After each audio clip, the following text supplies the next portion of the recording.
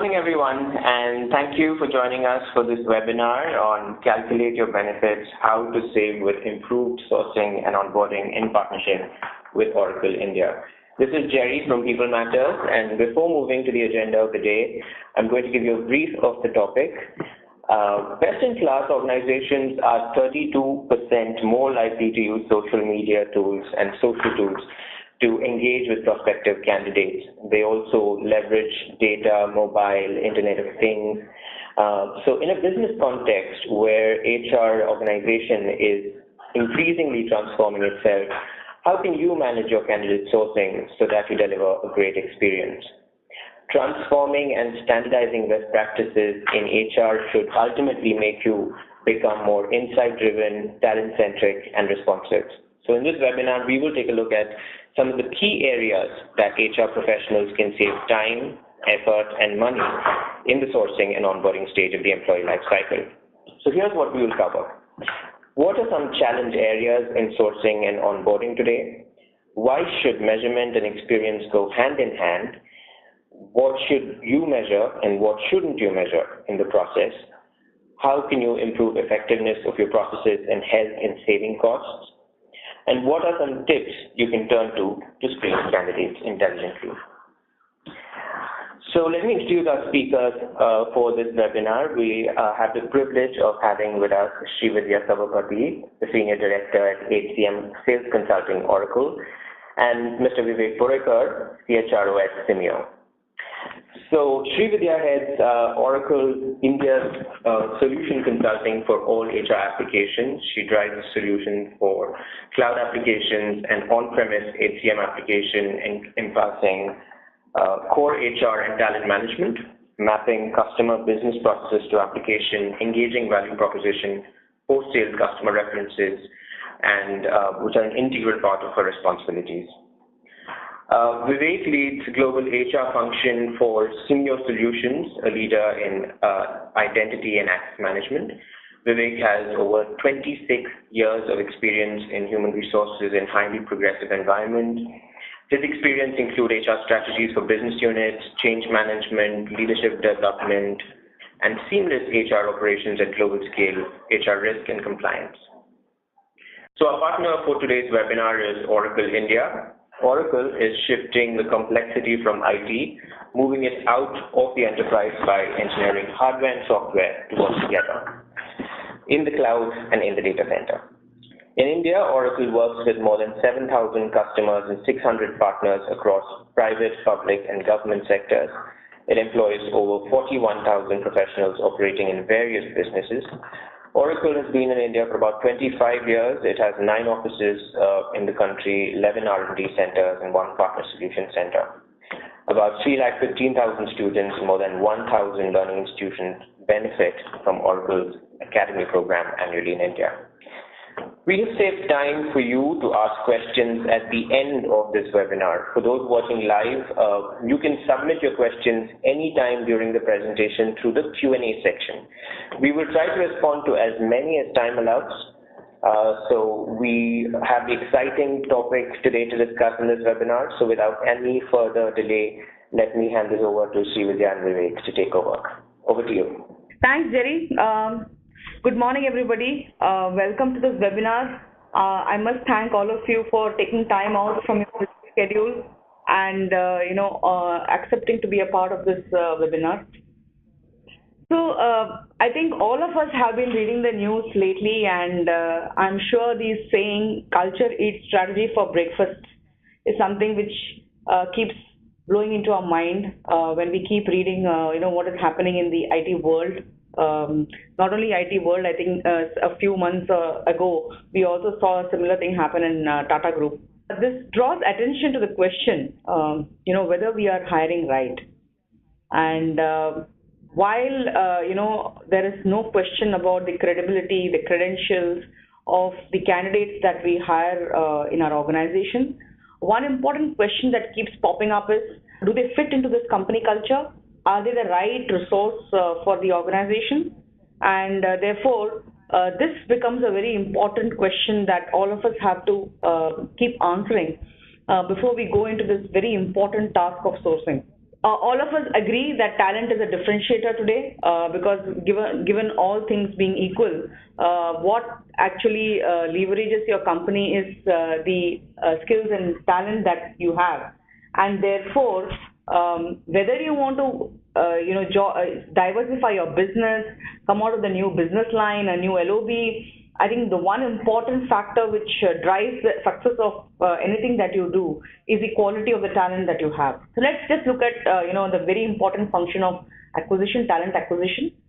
So if you look at the journey that this has undergone, in the past it was completely employer centric. The employers would actually put out an advertisement either in the newspaper or any kind, or through the manpower consultants, and then you would have resumes that are flowing in through fax or a personal handwritten document that comes to your table.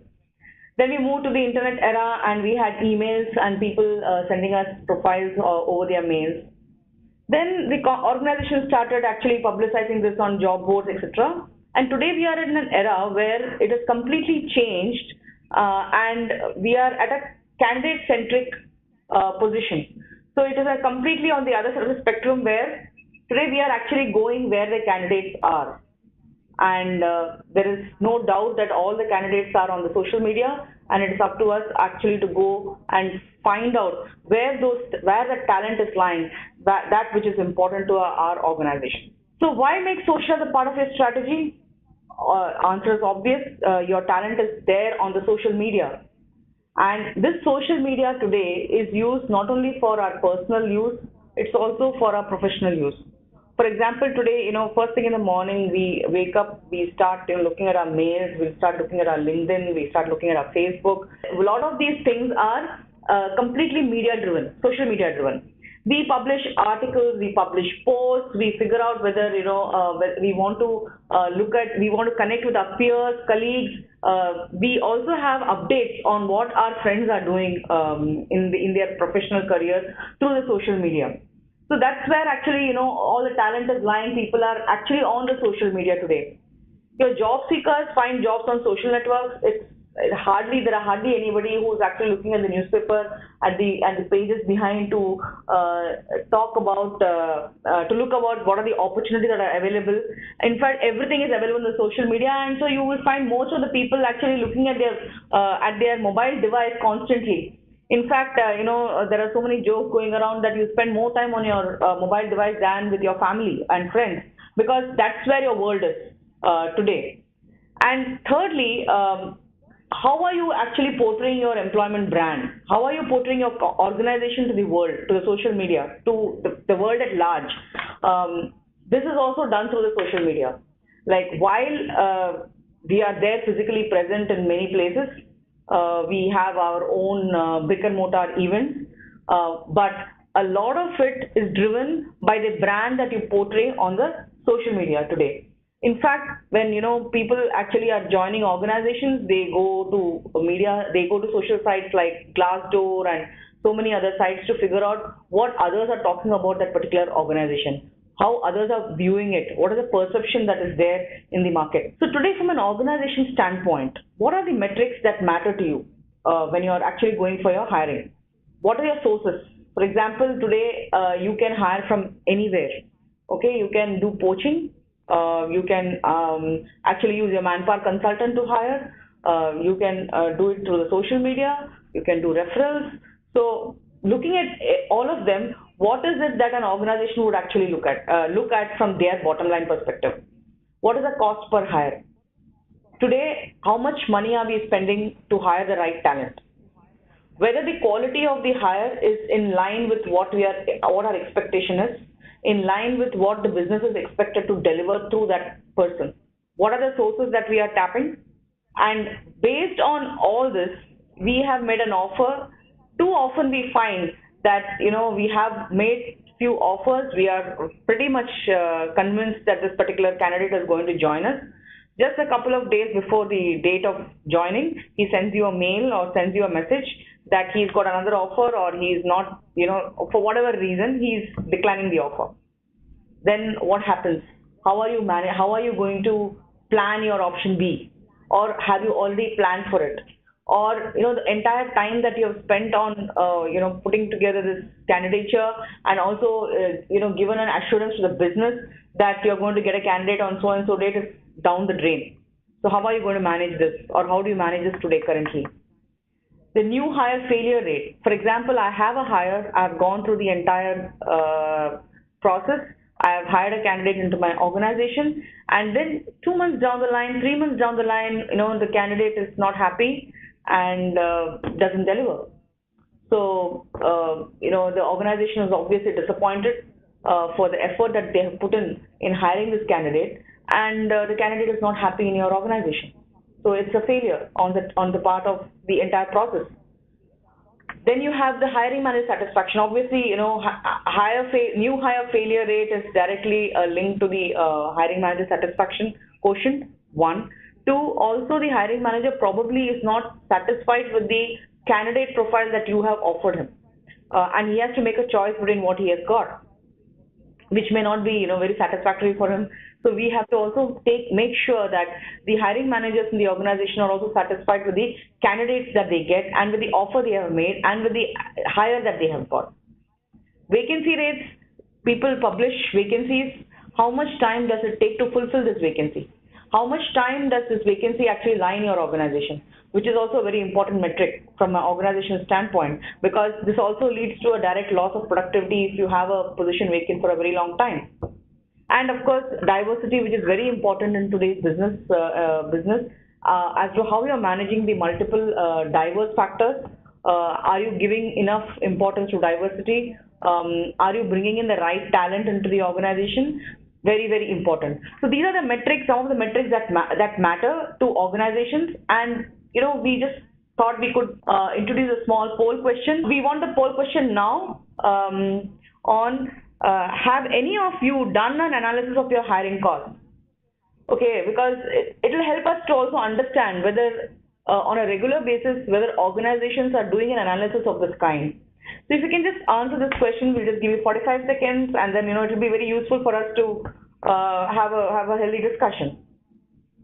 So if all of you can just answer this question on whether you do an analysis of your hiring costs, your hiring strategy. Okay. Now that we have all agreed that we need to attract the right candidates, let us look at. Okay, so we have a few people who do an analysis of the hiring costs. There are a few who don't, and there is obviously there are a few of them who have not answered this question. Fine, so fair enough. So what is the secret to attracting the right candidate? Okay, 40% of the hires come from employee referrals. And why? Referrals are hired 55% faster, and 47% of them stay for more than 3 years. So this is very, very obvious, because a lot of these referrals come from your employee referrals or people whom you know, and obviously you will refer those candidates who are aligned to your organization culture or aligned to your organization strategy, or whom you think would be a right fit in the organization. And therefore, when there is people who are joining who know one another, there's a lot of camaraderie, and the retention also is very high. So one thing that I think most organizations would love to do is invest in referral programs, because that actually brings down the cost of hire and also improves the quality of hire. Today, if you look at an average user and look at his social media presence, he has like 245 friends on Facebook, so many followers on Twitter, and first-degree connections on LinkedIn. So which means that your employees are there on the social media, and they have a huge network there. So wouldn't it be a very wise decision to leverage your employee network, given that your employees are so much on the social media? And then let us look at how applicants actually go to your career site. Most organizations have a career page. People go to the career site. So if you look at your total applications, 27% come from the career site. And the hires, 32% of your hires are also those people who come through your career site. And therefore, it would make sense for you to actually brand your career page in a manner that you can actually talk about your organization culture. You can talk about what you stand for, what are your objectives. Because today, a lot of the candidates are also looking at how their objectives, career objectives are aligned with your the organization objectives and goals. So it makes a lot of sense to do a right branding of the of your career page, so that it kind of entices people to join the organization. Now, when you look at the people who come through your career page, if you look at 8%, if they start the application percent, 8% of the applicants, when they start the process, only half of them actually finish the application process. And the reason being that many times the application process is complicated. Now here I just want to give you an example. Actually, one of our customers, I do not want to name them for sake of confidentiality. It's a large IT customer, IT company, and they are using one of our tools for sourcing. And we did an analysis of the way they had branded their page and the way the application process was being used. And in our audits, or whatever we call, we actually wanted to see the experience, candidate experience, and we found that there were a lot of fields that they had kept on the application page which were not required. Okay, for example, there were at least 3 fields which gave telephone numbers, like 3 telephone numbers. Now, no candidate would sit and fill up 3 fields and give 3 different telephone numbers. People normally give one number where they can be contacted. Similarly, you had duplicate information in multiple places. This was actually making the screen look cluttered, 1. 2, it was actually replicating information multiple times. 3, there was some of the information that was not required. So if you look at a candidate and you look at the experience that he is getting from a screen, it was pretty cluttered and it was not a good experience. So one of the things that we recommended to the customer was to make the entire application process very simple. 2, also that most of the people today are applying through a mobile. Okay, when do you apply for jobs? When do you look out for jobs, especially the passive applicant? They are typically ones who, after their dinner, sit down in the living room, just look at their mobile device and look at if there is something that is coming up which is interesting them. They will just go ahead and apply. Now, when you are doing it through a mobile, it is important that a person gets a good experience even on the mobile.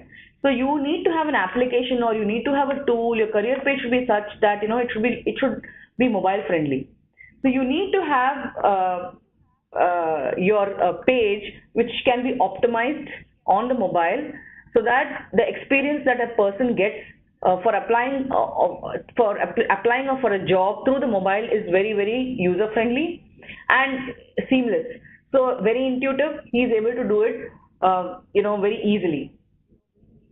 So keeping all this in mind, I mean, this was kind of an eye-opener to the organization also, to the customer also, because he could also actually go and do an analytics of how many people had actually visited his career page, and out of those so many visits that had happened, how many of them actually converted to candidates or applicants for that matter. And then this was a kind of a insight that he could draw as to what happens if he changes the layout of those pages, if he changes the kind of information that he's getting, because a few of the information pieces were redundant.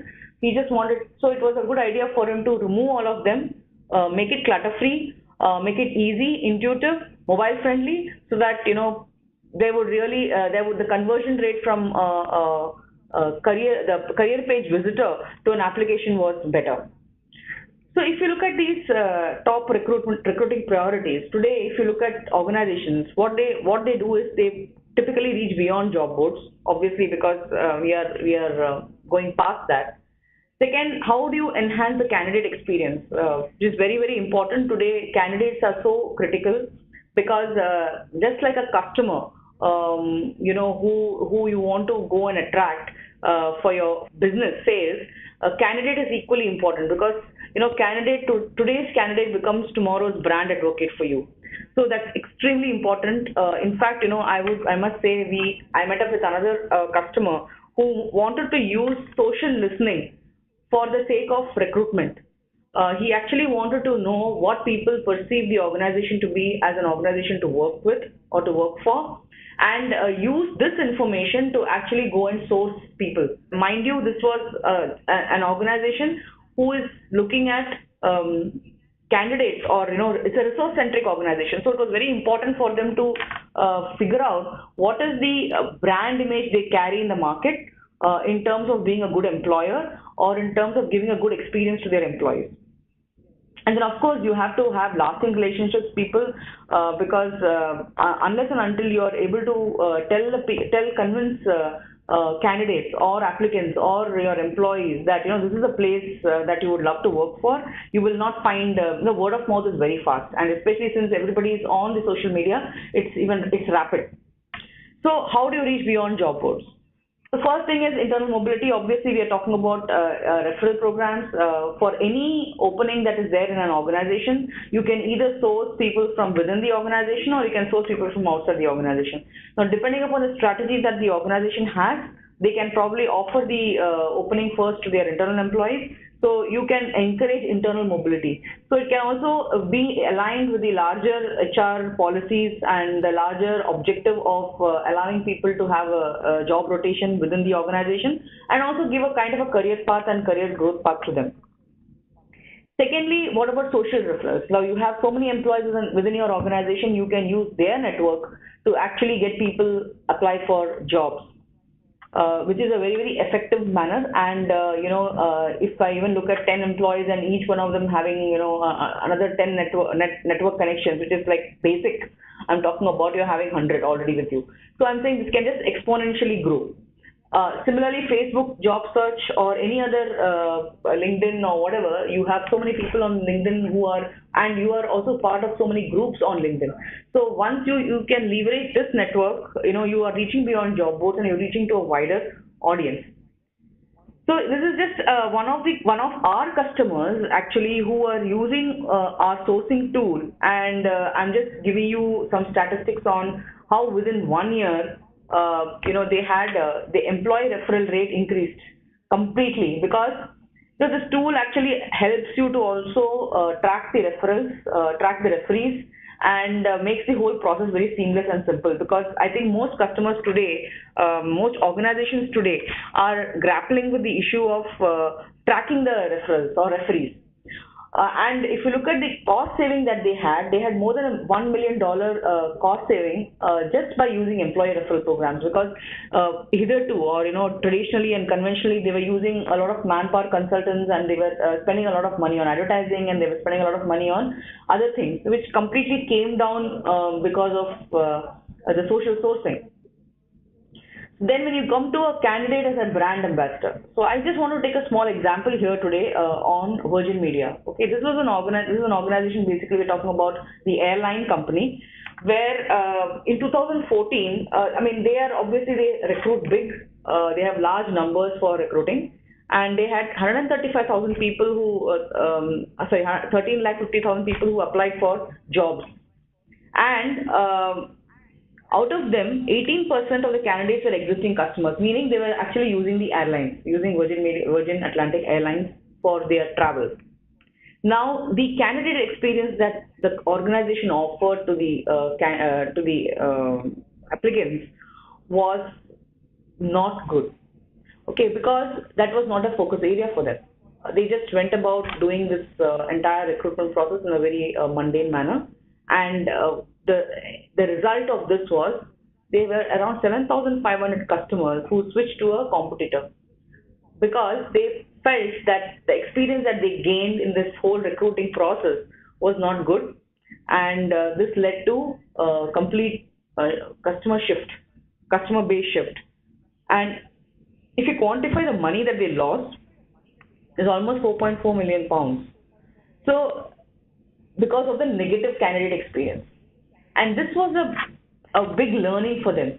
Okay, it was quite a shocker to them to understand, because they deep dived into this and figured out that giving a bad candidate experience also results in a bad customer experience, because a lot of them were their existing customers. And also these people also went ahead and gave them a very poor rating in the social media, or spoke badly about the experience that they had. And obviously your friends, your peers, your colleagues, and your entire network decides to move on. So once they got that, they engaged a consultant and they wanted to turn around this entire thing because this was a big loss and this was not something which they expected. And so what they did was they did a candidate journey mapping exercise. They actually went about doing this exercise to figure out how a candidate feels when he enters an organization. When he enters, what is it that people have to do to make him feel better? How does he navigate? What are the processes that are involved for a candidate when he is applying for a job?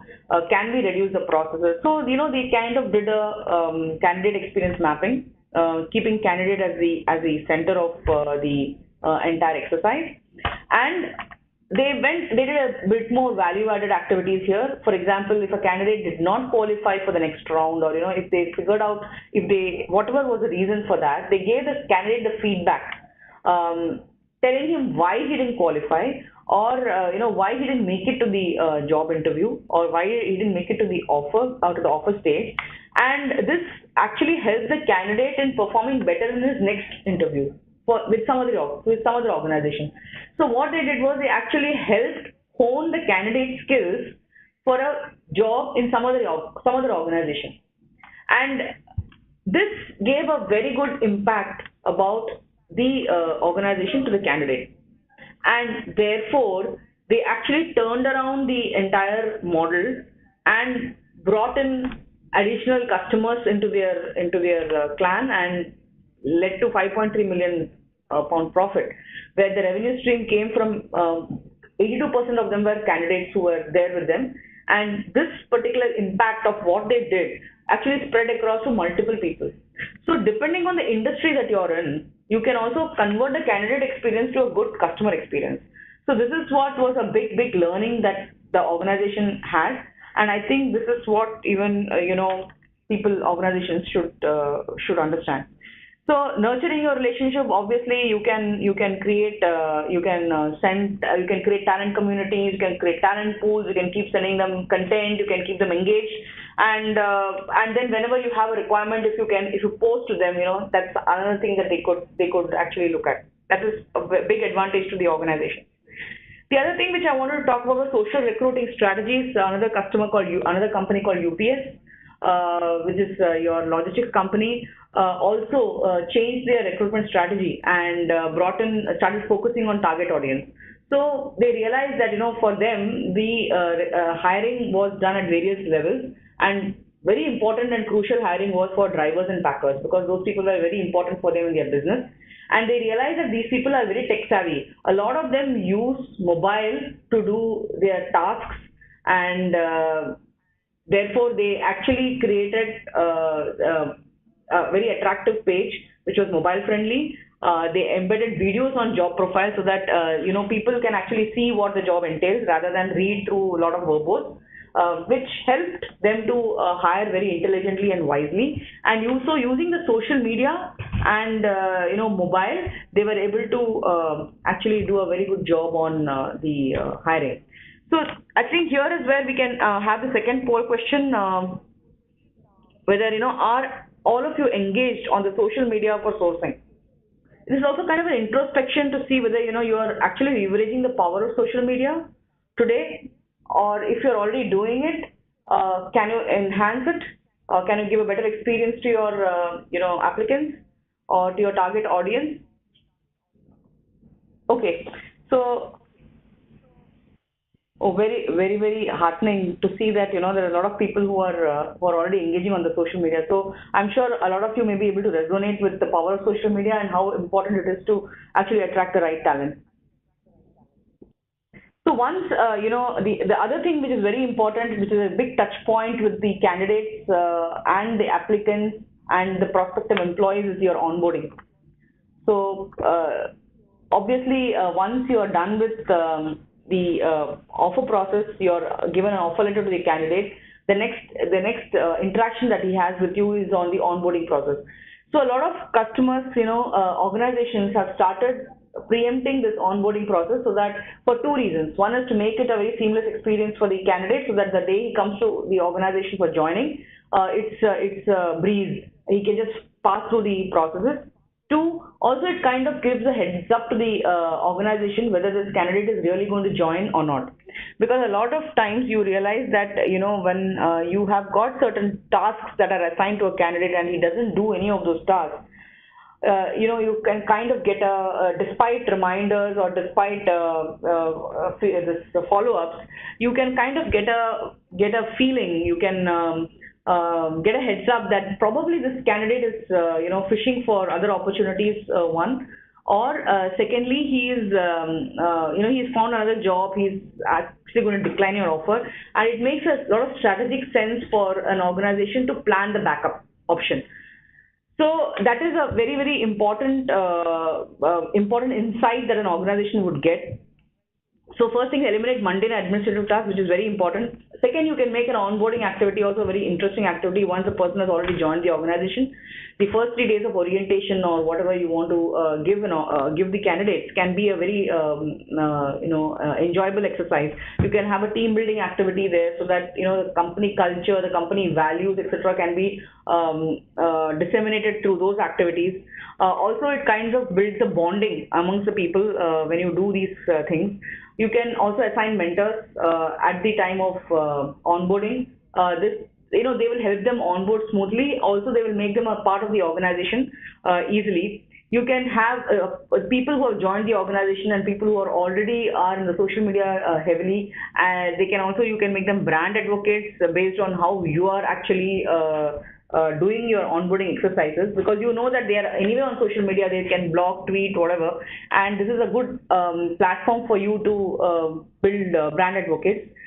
And then as a part of the process, you can also keep checking in regularly with the candidates who have joined at least for up to 6 months, on a regular basis, to figure out whether they are merged with the organization, they are aligned to the organization, they are not having any issues. So this also enhances collaboration between the people.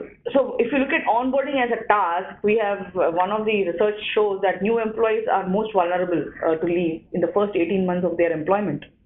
And that is because either they find that they are not aligned to the organization, either the organization has not made them feel so welcome, or it is a very complex and complicated process within the organization to navigate through different processes.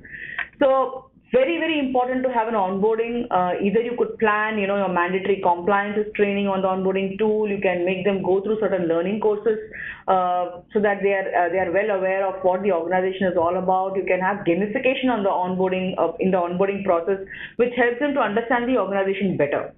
So one is the benefits that you would get out of this is, the employee becomes productive pretty quickly. Time to value is very quick because he feels, aligned to the organization. He knows the processes. He knows what is expected out of him.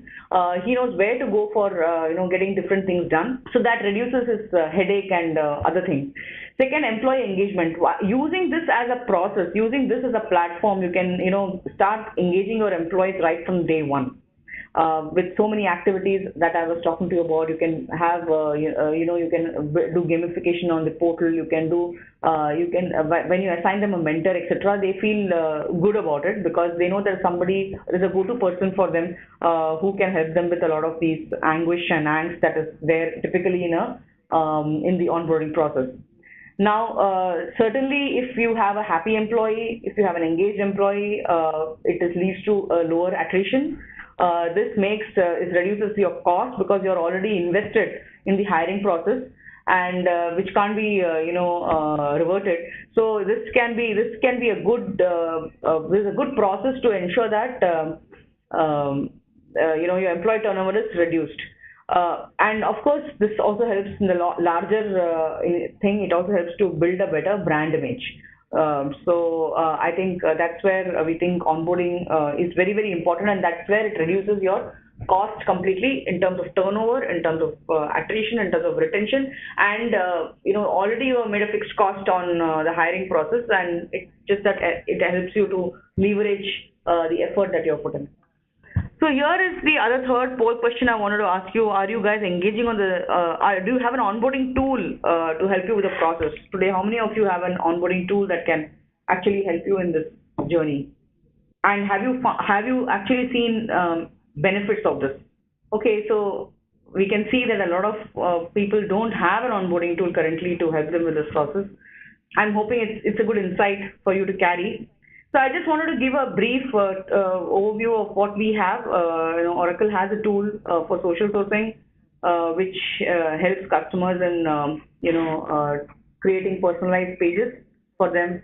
Also doing intuitive search and filters, and has a content-rich.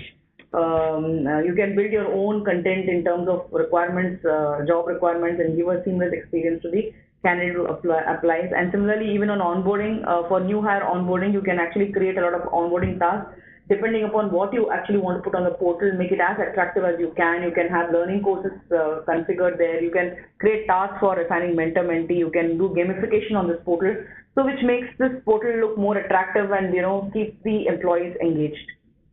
We also provide insights on whatever typically you would like to look at: sources of hire, recruiter productivity, how much time, what is the attrition rate, and also aligning whether the attrition rate is higher vis-a-vis a source, particular source.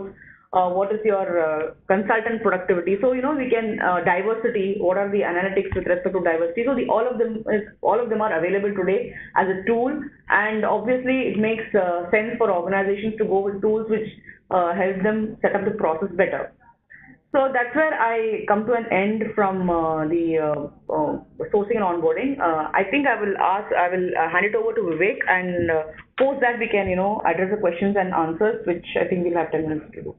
Thank you. All right, great, good. So thank you, Shivindra. That was quite insightful, and I think you did cover most of the points that probably this audience was looking at. Happy Thursday morning for everybody who's in India. I represent a firm called CMU. We are engaged into identity and access management area, quite a niche area, and I believe some of you would be working as HR leaders or hiring leaders in the companies that are that have specific service offerings, that have niche domain areas that they work in. And I see some of you are already part of some large organization as well. What I would touch base upon briefly today is my experience, or what I have learned over the few years, plus how we should be looking at reducing cost and on sourcing as well as on onboarding experience. Yeah, the basic thing is the world is changing, and we've seen a significant change the way we used to recruit in the 90s and into 2000 and into the 2010 onwards. In fact, when I was leading recruitment for NIIT, that was almost 15 years back, almost 18 years back, we used to send CVs and profiles on fax. Right, and email had just come in, and we used to send CVs on fax, and it was more of an employer-centric, I would say, wherein people used to apply, people used to follow up, and prospective candidates would call up recruitment managers and then look forward for an offer, which used to go by courier or speed post, which was introduced that time. Now the world has changed. It has completely taken a complete 180 degrees turn. And now what we see is employers, or the hiring managers or recruitment managers and HR managers, have to chase the prospective candidates, which is becoming difficult day by day, not because they are not available, but because they are looking for the kind of experience that a company offers. Right now, as we see, we are in an age of digital transformation, right? Employee or candidate expectations are higher than ever. They are not looking for an offer just. They are looking for a career. They are looking for a long-term career with deep, lasting relationships. They expect employers to know them much ahead than the interview itself. They expect interviewers or the recruitment managers do study their profiles, which is available on social media, maybe on LinkedIn or on Facebook and other social sites. They expect employers to do their homework, to scan through their profiles, understand their strengths, understand the work that they've done, and then build upon it and then get into a interview. Now, what it does, it makes the interview more focused, to the point, and it gives a kind of a strengths and immediate strengths and developmental areas of that individual candidate or an employee. What they are looking for, what I see, what they're looking for is know me. You are the one who's trying to get me in the organization. You know me first, and then know me, talk to me, develop a relationship, and get me inside the company. I think we should be looking at that kind of an approach than just a sourcing from social media and just it is becoming more of a knowledge-based industry than to be a transaction-based or than to be just a CV pusher or CV processing kind of a thing. That's where the digital transformation which is happening. What it also has done is talent attraction has become proactive. You, as an organization, we have to go out and create an employer brand across, wherein it creates a pull factor for the prospective candidates. Now, there are job sites. There is LinkedIn, there is Naukri, there is Monster, and then there are other sites which are there. Plus, then we would recruit from Facebook and other social sites as well. But then what it does is prospective candidates or a existing employee from the passive employee from other organization keeps searching, keeps his eyes and ears open to understand what could be the prospective employers for my future career growth. Right now that person is not in the market to search for a job, but then the people have become more what I would say knowledgeable, more educated, wherein they would take a calculated risk and informed decision to identify a company and then approach that company. Now for that, what is more important is what they see about the organization in the marketplace, the employer brand, the kind of website or the kind of information that we share on our website. It is becoming a more of a proactive in nature and not reactive. So typically in many organizations, what happens, what I've seen is there is a resource requisition form, there is a requirement of those particular people, and the hiring manager to go all out in the market and search for a candidate. That's one way. That's a quick fix. But then if we have to build long-lasting relationship, we have to become proactive. I think that there are signs in the industry right now for that, wherein employers have become extremely careful and sensitive about being proactive and what kind of image that they're building or what kind of brand that they're building for the prospective candidates, which may apply or which they may come across after 2 months or 3 months or 6 months down the line, right?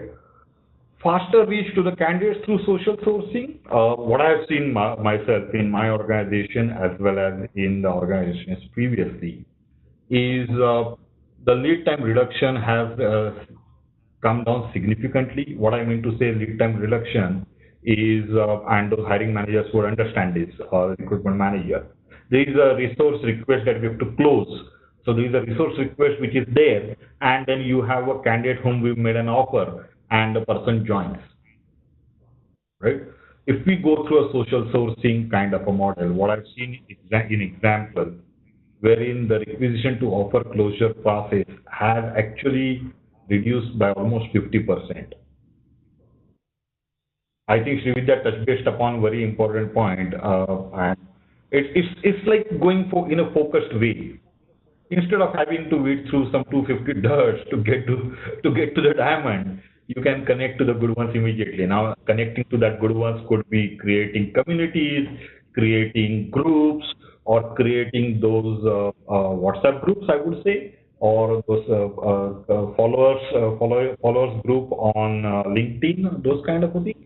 It will help us to reach out to those passive as well as active candidate in a focused way, and thus we also eliminate the time, money, energy that we would spend on weeding through those 250 ducks. To me, by far the most important, having put in a lot of hard work and smart work in attracting the candidate, If the candidate comes on board after the great work put in by the hiring team or the talent acquisition team, if that candidate leaves the organization in for 3 months, then the entire work that we do to get that person onboarded, get that person hired, actually that goes into a dustbin. We've seen studies wherein every time a company replaces a salaried employee, it costs 3 to 4 months of salary on an average. Now that cost is the cost is actually threefold cost. Number one is the direct cost, wherein we pay to these social sites, networking sites like LinkedIn for your career page and so. There are costs of those hiring team members who day in and day out get talent for the organization. Most importantly, there is a cost attached to it, which is an executive time. The entire hiring process requires your people to get these prospective candidates interviewed, the prospective candidates interviewed by the senior leadership team for the culture fit and cultural fit kind of a thing. Look at the amount of time that is invested in getting that person onboarded. And if that person leaves in about 3 months' time, that entire executive time, that entire efforts put in by talent acquisition team goes actually in a dustbin again. And in an IT company kind of a setup, there is always a billable opportunity lost. So that's another thing. Just to share an example, for an employee who makes about $80,000 a year, $20,000 to $40,000 are typically spent directly or indirectly in recruiting, training expenses, and other expenses which are touched based upon just now.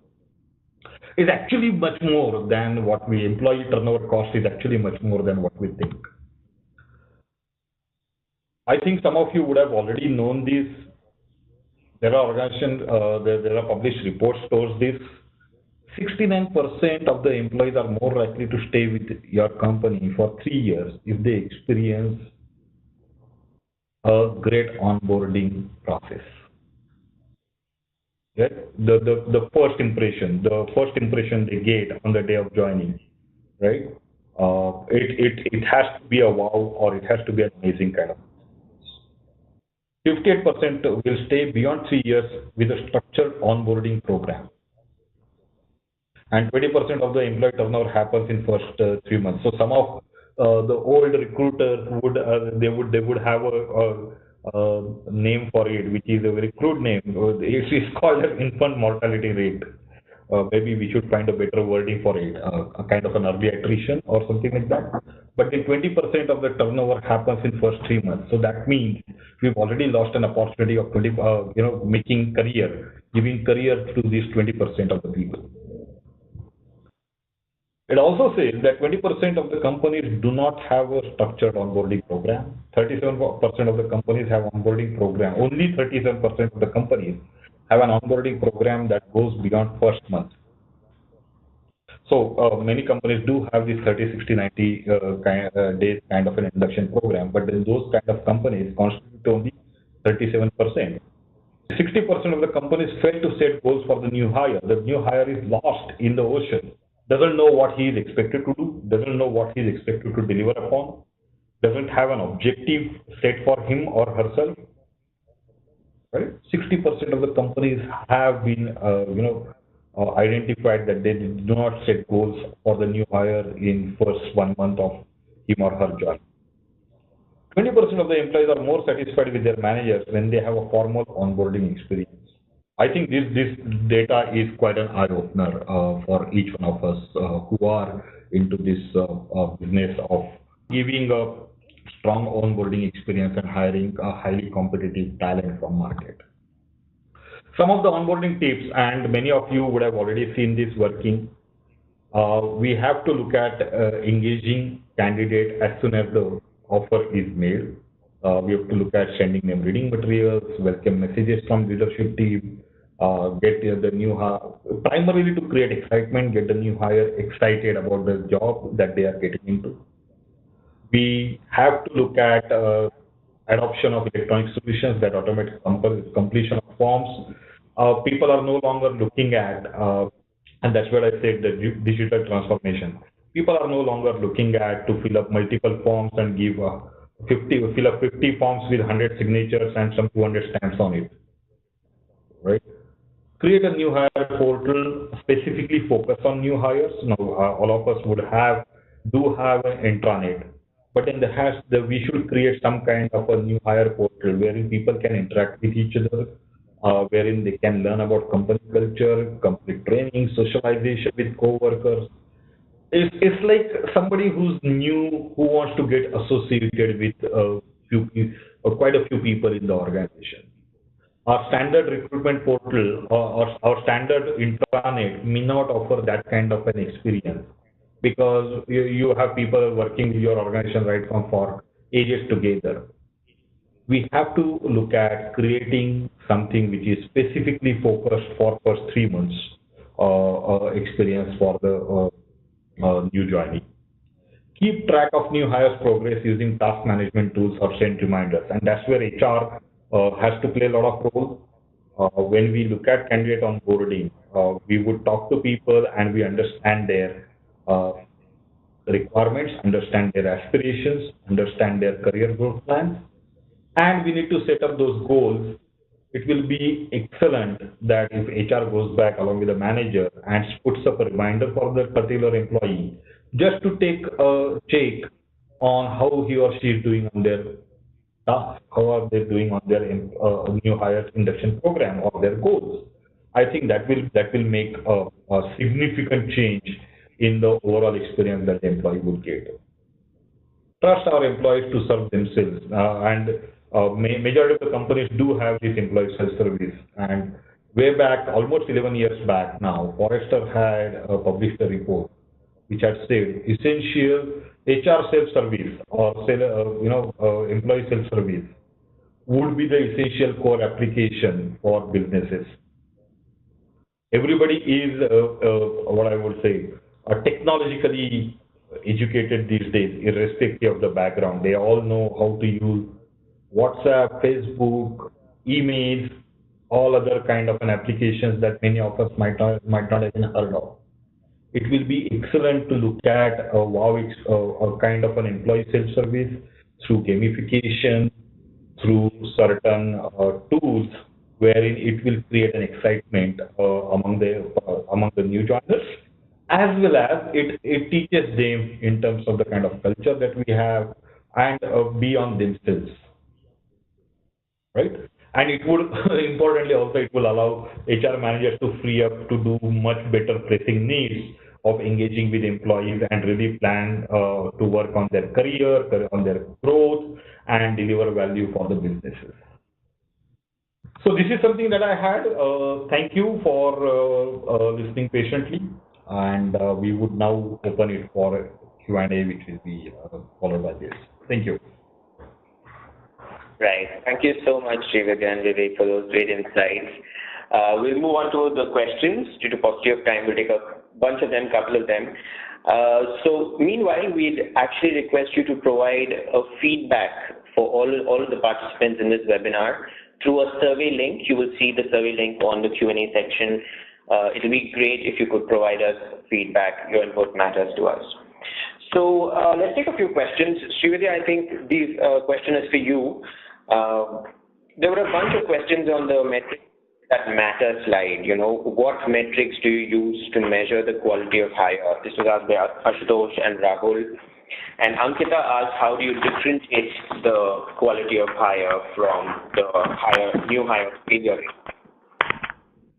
Okay, thank you. So quality of hire is a combination of various factors. Okay, so the first one is obviously when you are going through the assessment process, there are certain quantifiable questions that can be used for assessment. You can have a questionnaire, you can have so many things where based on the relevance of that candidate to the position, the tool can throw up the compatibility of the candidate and whether is the person is an ace candidate or not. So that from the objective measurement, that is one of the parameters that can be used. Second, obviously, the quality of hire also depends upon how relevant that person is for the organization. See, in terms of qualifications, skills, competencies, etc., everybody might score an A, A plus, or whatever. But again, like I mentioned, like I started off the presentation, it is very important to see whether this person is also fitting in with the culture of the organization, because if a person is good and does not, he cannot align with the culture of the organization, he still is not a good quality hire. So I think one needs to keep measuring this quality time and again, and how you throw it up is with the metrics. I showed you an insight slide at the end of the presentation, where you can configure what are the parameters you want to consider to put a particular person in a good, as a good quality, as a average quality, or a poor quality. So that is something which you can configure basis the productivity, how quickly they have been onboarded, how quickly they have become productive. You can have a survey given by the manager or given by the HR admin to the candidate to figure out whether their onboarding experience has been good, whether the job content profile is meeting their expectations, whether they are able to deliver on their goals, and whatever KRAs have been assigned to them. So you can combine all of them to determine that. Great. Thank you so much for sharing that with us. So Vivek, one question to you. This is from Kareen, and he asks, for what period beyond an employee's joining would you attribute to poor recruitment experience? Would it be, say, 0 to 3 months, less than 6 months, 18 months? For what period would you attribute an employee's joining to poor recruitment experience? I would put it at 0 to 3 months as the period wherein a person would leave because of poor recruitment experience and onboarding experience. Okay, great. Would you also like to talk about any of the challenge areas during social media engagement that you have faced? That's a little difficult question to answer. See, social media does offer quite a few tools and areas that we have to look at. But then the challenge that comes in is, people are always watching us. People are always talking about us. And if we ourselves do not give that kind of a perspective or experience, then it becomes a challenging affair for us to engage with that prospective candidate. Right here, I'm not talking about any technological challenge or those kind of a thing. I would say instead of challenge, I would say an opportunity for us to really engage with the employee on at multiple levels, actually speaking. Great. So due to paucity of time, we'll pause the question and answer session here, but we have a number of questions and we'll request Srividya and Vivek to take these offline, and we will share these questions with you. So that brings us to the end of this Q&A section, and thank you so much for joining with us. Also, a gentle reminder to give your feedback on the survey link we've provided in the chat section. This will help us improve our webinar experience. Our special thanks to our speakers, Srividya and Vivek, for this webinar, participating in this webinar, and for sharing their invaluable insights. I'd like to thank everybody in the audience for participating in today's session. Stay tuned for more such exciting sessions. That concludes today's webinar. Thank you and have a great day. Thank you. Thanks, everybody. Thank you. Bye-bye.